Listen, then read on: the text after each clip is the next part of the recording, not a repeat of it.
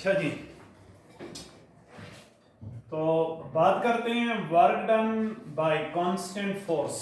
Work done bye constant force. Work done bye constant force.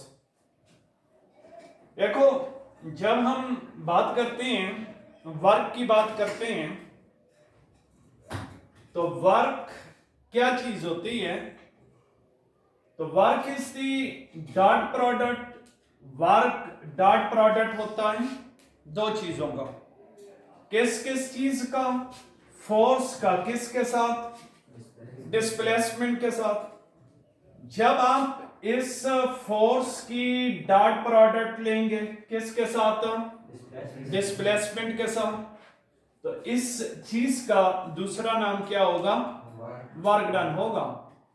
तो work done is the dot product of force and displacement.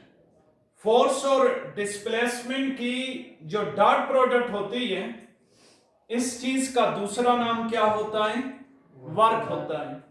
देखो, इस बात को अगर मैं मैथमेटिकली राइट करूं तो आप यूं लिख सकते हो, हम लोग इस फोर्स को किस से डिनोट करेंगे? F से। और डिस्प्लेसमेंट को किस से डिनोट करेंगे? D से। यानी जब आप F और D की डॉट प्रोडक्ट लेंगे तो फोर्स और डिस्प्लेसमेंट की डॉट प्रोडक्ट का दूसरा नाम क्या होता है? वर्क होता है। लेकिन work done by a constant force is also be defined as work done by a constant force is also be defined as। जो वर्क डन जो कांस्टेंट फोर्स करती है उसको हम लोग यूं भी डिफाइन करते हैं। क्या बोलेंगे? हम लोग बोलेंगे कि द प्रोडक्ट ऑफ, आप प्रोडक्ट ले लें किसका? Magnitude of displacement. आप मैग्नीट्यूड ऑफ डिस्प्लेसमेंट का प्रोडक्ट ले लें किसके साथ? Component of the force which is in the direction of displacement. यानी दो चीजों का प्रोडक्ट लीजिए। किस किस चीज का? डिस्प्लेसमेंट का। किसके साथ? Components of the force in the direction of displacement. अब फोर्स का जो कंपोनेंट होता है, जो फोर्स की डायरेक्शन में होता है, वो आपके पास कौन सा होता है? F cos थीटा होता है। तो इस वजह से आप वर्क को यूं भी लिख सकते हो कि W is equal to, bracket में आपने क्या लिख दिया? फोर्स का वो कंपोनेंट लिखा जो किसकी डायरेक्शन में हो? डिस्प्लेसमेंट की डायरेक्शन में हो। और इसका आपने प्रोडक्ट ले लिया किसके साथ? डिस्प्लेसमेंट के साथ। इस चीज का भी दूसरा नाम क्या होगा? वर्क होगा। तो वर्क की दूसरी डेफिनेशंस हम लोग करेंगे कि work done by a constant force is also be defined as the product of magnitude of the displacement. आप मैग्नीट्यूड ऑफ द डिस्प्लेसमेंट की प्रोडक्ट लीजिए किसके साथ? With the component of the force. Force के उस कंपोनेंट के साथ which is in the direction of displacement. Force का कौन सा कंपोनेंट डिस्प्लेसमेंट की डायरेक्शन में होता है? तो ये होता है F cos थीटा। तो आप F cos थीटा और डिस्प्लेसमेंट की प्रोडक्ट लो तो इस चीज का नाम भी क्या होगा? वर्क डन होगा। या work done by a constant force is also be defined as, यानी whenever a constant force is applied on a body। जब एक constant force एक बॉडी के ऊपर क्या हो रही हो? अप्लाई हो रही हो। और बॉडी फोर्स की डायरेक्शंस में, बॉडी फोर्स की डायरेक्शन में कुछ डिस्प्लेसमेंट कवर कर रहा हो, फिर भी क्या हो जाएगा? वर्क डन हो जाएगा। जैसे देखो, ये एक पर्सन है जो एक ब्लॉक को क्या कर रहा है? एक ब्लॉक को क्या कर रहा है? पुल कर रहा है। तो जब ये पुल करेगा तो ये इस पर एक फोर्स लगाएगा और ब्लॉक जो है यहां से मूव करके यहां चला जाएगा। तो कुछ ये क्या कवर करेगा? कुछ डिस्प्लेसमेंट भी क्या करेगा, ये कवर करेगा। तो जब एक बॉडी के ऊपर फोर्स लगे, जब एक बॉडी के ऊपर फोर्स लगे और बॉडी फोर्स की डायरेक्शन में कुछ डिस्प्लेसमेंट कवर कर रहा हो, तो फिर वर्क क्या हो जाएगा, डन हो जाएगा। तो work done by a constant force is also be defined as whenever a constant force displaces a body in the direction of a force, जब एक कांस्टेंट फोर्स एक बॉडी को डिस्प्लेस करे किसकी डायरेक्शन में, फोर्स की डायरेक्शन में, तो वर्क क्या हो जाएगा, डन हो जाएगा। तो वर्क की 3 डेफिनेशंस मैंने की हैं। सबसे पहले कि फोर्स और डिस्प्लेसमेंट की प्रोडक्ट लो, तो इस चीज का नाम क्या है, वर्क है। या आप ऐसा करो, फोर्स का वो कंपोनेंट जो डिस्प्लेसमेंट की डायरेक्शन में हो और डिस्प्लेसमेंट की जो मैग्नीट्यूड है, इन दोनों का प्रोडक्ट लो, इस चीज का नाम भी क्या है, वर्क है। या वर्क उस वक्त डन होता है जब एक बॉडी के ऊपर क्या लग रही हो, फोर्स लग रही, और बॉडी फोर्स की डायरेक्शन में कुछ डिस्प्लेसमेंट कवर कर रहा हो, तो फिर वर्क क्या हो जाएगा, डन हो जाएगा। तो आप जरा देखें, इन्हीं चीजों को थोड़ा सा एक्सप्लेन करते हैं। फर्ज करो कि आप लिखेंगे कि कंसीडर ए ब्लॉक, फर्ज करो एक क्या है, ब्लॉक है, which is placed on a horizontal surface, जिसको एक हॉरिजॉन्टल सरफेस के ऊपर हमने क्या किया हुआ है, प्लेस किया हुआ है।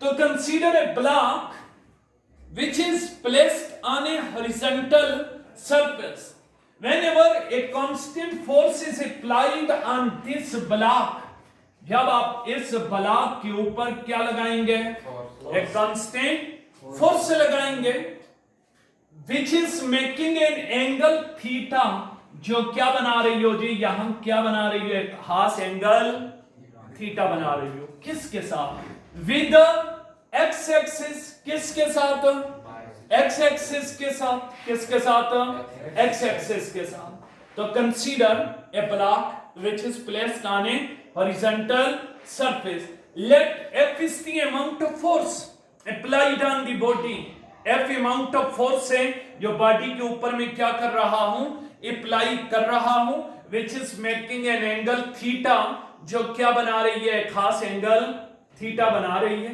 किसके साथ, विद दी हॉरिजॉन्टल, किसके साथ, हॉरिजॉन्टल के साथ, या विद दी डिस्प्लेसमेंट, डिस्प्लेसमेंट के साथ क्या बना रही है, खास एंगल थीटा बना रही है। तो this force can be resolve into its rectangular components, हम लोग इस फोर्स को इसके रेक्टेंगुलर कंपोनेंट्स में क्या कर सकते हैं, रिजॉल्व कर सकते हैं। यानी ये वाली जो फोर्स है जो डिस्प्लेसमेंट के साथ क्या बना रही है, खास एंगल थीटा बना रही है, हम लोग इस फोर्स को इसके रेक्टेंगुलर कंपोनेंट्स में रिजॉल्व कर सकते हैं। एक फोर्स का वो कंपोनेंट है which is along x axis, जो कहां है, अलोंग एक्स एक्सिस है, और फोर्स का जो कंपोनेंट अलोंग एक्स एक्सिस होता है उसको किस से डिनोट करेंगे, एफ एक्स से, और एफ एक्स क्या होता है, तो एफ एक्स होता है एफ कोस थीटा। और एक फोर्स का वो कंपोनेंट है which is along Y axis, जो कौन से एक्सिस पर है, वाई एक्सिस पर है, और फोर्स का जो कंपोनेंट अलोंग वाई एक्सिस होता है उसको किस से डिनोट करते हैं, एफ वाई से, और एफ वाई क्या आएगा, एफ साइन थीटा। तो मैंने सपोज ये कर दिया कि कंसीडर ए ब्लॉक, फर्ज करो एक ब्लॉक है which is making an angle theta, जो क्या बना रहा है, एक खास एंगल थीटा बना रहा है, किसके साथ, with the displacement. This force can be resolved, इस फोर्स को आप रिजॉल्व कर सकते हो किस में, into its rectangular components। इस फोर्स को दो रेक्टेंगुलर कंपोनेंट्स में आप रिजॉल्व कर सकते हो। एक कंपोनेंट बनेगा एफ एक्स और दूसरा कंपोनेंट क्या बनेगा, एफ वाई बनेगा। तो हमने इस फोर्स को कितने कंपोनेंट्स में रिजॉल्व कर दिया, दो में, एक एफ एक्स से और दूसरा F Y. F X X F cos theta है और F Y F sine theta है, लेकिन ये फोर्स का जो हॉरिजॉन्टल कंपोनेंट होगा यानी ये वाला एफ कॉस थीटा, यानी फोर्स का ये वाला जो कंपोनेंट होगा जो हॉरिजॉन्टल कंपोनेंट है जिसको आप क्या बोल सकते हो, F cos theta, is in the direction of displacement. ये किसकी डायरेक्शन में होगा, डिस्प्लेसमेंट की डायरेक्शन में होगा। अगर फोर्स का ये कंपोनेंट एफ एक्स ये डिस्प्लेसमेंट की डायरेक्शन में है तो हम लोग जब वर्क की इक्वेशन से लिखेंगे तो वर्क की इक्वेशन कैसे लिखेंगे, सबसे पहले आपने क्या करना है, मैग्नीट्यूड ऑफ डिस्प्लेसमेंट लिखनी है। मैग्नीट्यूड ऑफ डिस्प्लेसमेंट क्या होगी, डी होगी, और फिर आपने component of the force, force का कंपोनेंट लिखना है। फोर्स का कौन सा कंपोनेंट लिखेंगे, विच is in the direction of displacement, जो डिस्प्लेसमेंट की डायरेक्शन में होगा। तो फोर्स का जो कंपोनेंट डिस्प्लेसमेंट की डायरेक्शन में है वो कौन सा है, एफ कॉस थीटा। इसका मतलब ये है कि आपने डी लिखा और साथ क्या लगा दिया, एफ कोस थीटा लगा दिया, यानी आपने वर्क को लिखा W इज इक्वल टू आपने डी लगाया और साथ क्या लगा दिया, एफ कोस थीटा लगा दिया। तो इस सूरत में वर्क की फिर इक्वेशंस क्या बन गई जी, वर्क की इक्वेशंस बन गई W is equal to F D cos theta, F D cos theta.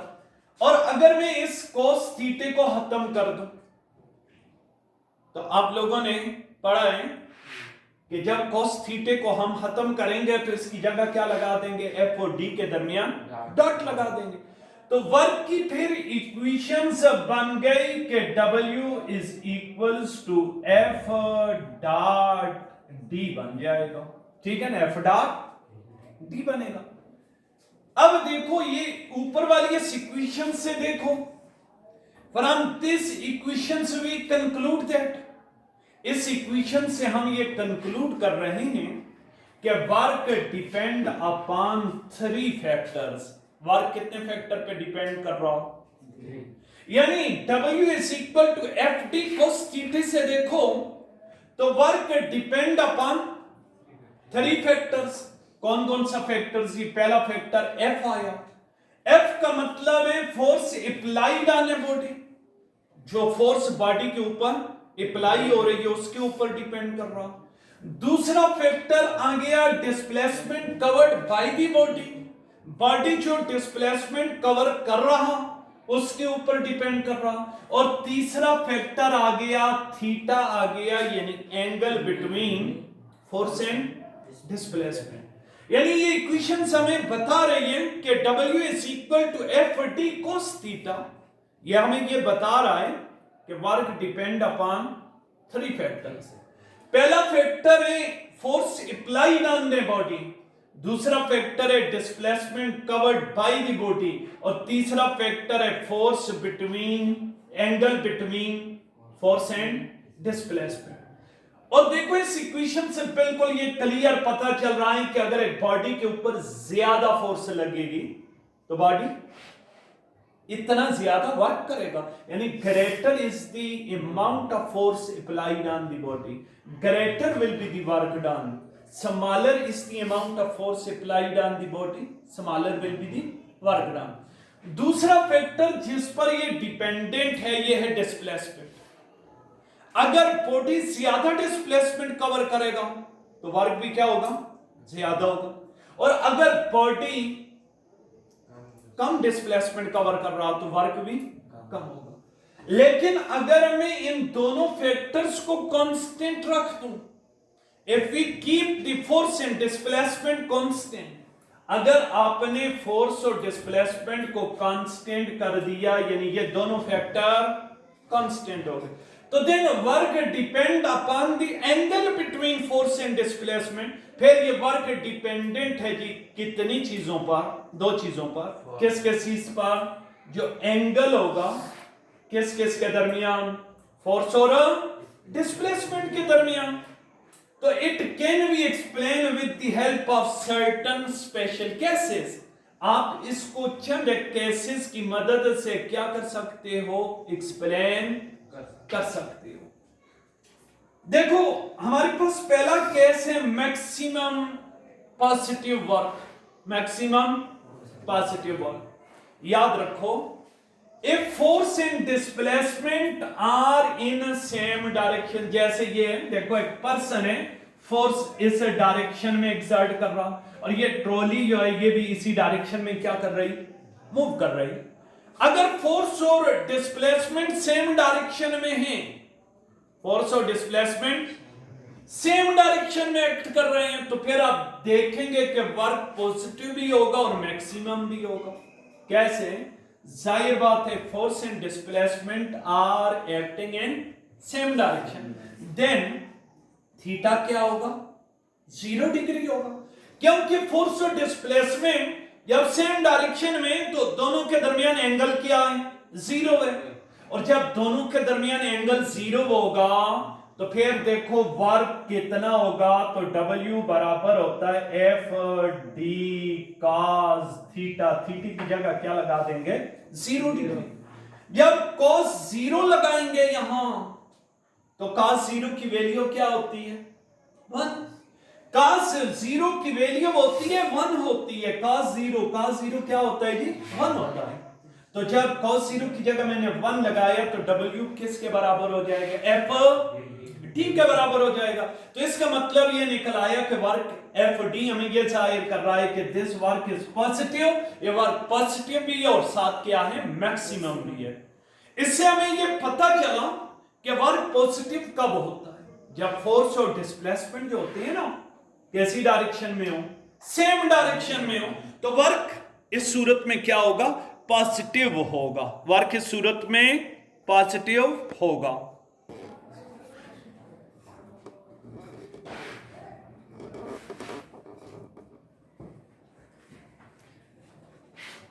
हमारे पास दूसरा जो केस है वो क्या है कि मैक्सिमम नेगेटिव वर्क कब होगा।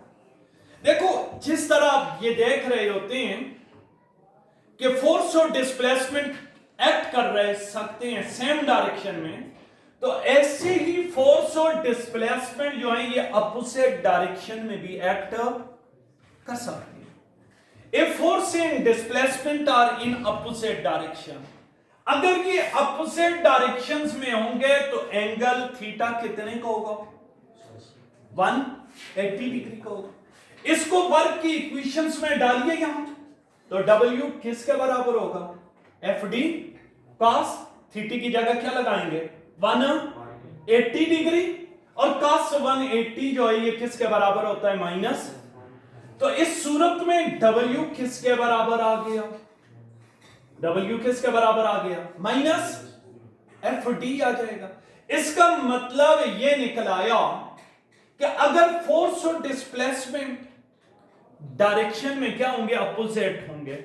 अगर फोर्स इस साइड पर लग रही है और डिस्प्लेसमेंट की ये डायरेक्शन है, तो फिर इस सूरत में वर्क क्या होगा, नेगेटिव होगा। और आमतौर पर जो वर्क डन बाय फ्रिक्शन जो होता है ना, वर्क डन बाय फ्रिक्शन, ये उमूमन नेगेटिव होता है। क्यों, इस वजह से कि because force and displacement are in opposite direction.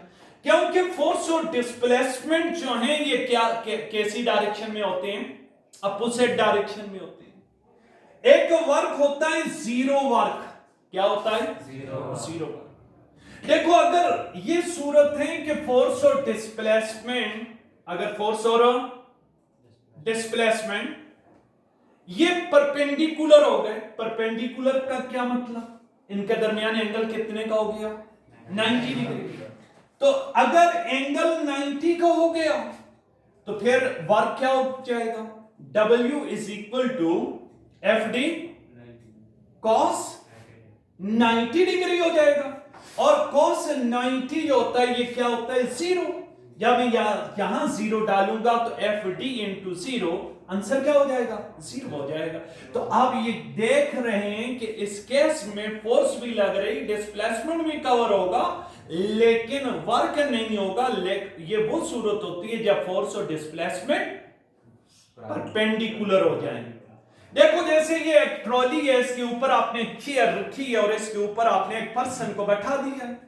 अब जो फोर्स लगेगी वो फोर्स कौन सी डायरेक्शन में होगी? इसके ऊपर जो वेट फोर्स होगी वो डाउनवर्ड डायरेक्शन में होगी, और डिस्प्लेसमेंट जो कवर होगा ये इस डायरेक्शन में कवर होगा। इन दोनों के दरमियान एंगल कितने का होगा? 90 डिग्री होगा। और जब 90 डिग्री एंगल होगा तो आप देखेंगे कोई वर्क डन नहीं होगा। तो इस केस में हमारे पास कोई वर्क डन नहीं होगा if force and displacement are perpendicular to each other। अच्छा जी, देखो अगर हम वर्क के एग्जांपल्स की बात करें, अगर एक पर्सन अगर अप्लाई कर रहा हो एक फोर्स एक कार्ड के ऊपर, लेकिन कार्ड मूव नहीं कर रहा, जब मूव नहीं कर रहा तो डिस्प्लेसमेंट क्या है? 0 है। और जब डिस्प्लेसमेंट 0 होगा तो no work will be done. इस सूरत में कोई वर्क डन नहीं होगा। इसी तरह अगर एक पर्सन है इस एड्रेस होल्डिंग ए हेवी वेट, अगर एक पर्सन है उस